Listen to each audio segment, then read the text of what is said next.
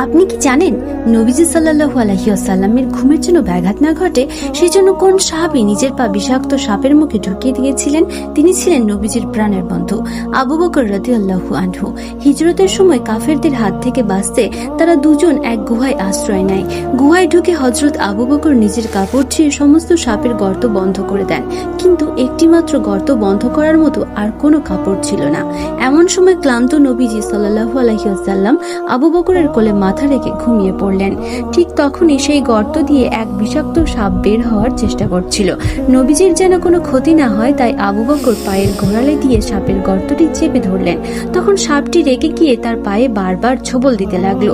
বিষের তীব্র যন্ত্রণায় তার শরীর পুরো নীল হয়ে গিয়েছিল, তবুও তিনি একটুও নড়েননি। অবশেষে আবু বকরের চোখের পানি নবীজির মুখে গিয়ে পড়ল।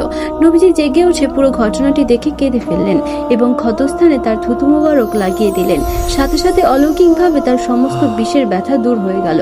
প্রিয় বন্ধুরা, আপনারা যদি আবু বকরের মতো নবীজি সাল্লাল্লাহু আলাইহি ওয়াসাল্লামকে ভালোবাসেন তবে ভিডিওতে একটি লাইক দিয়ে কমেন্ট বক্সে আল্লাহু আকবার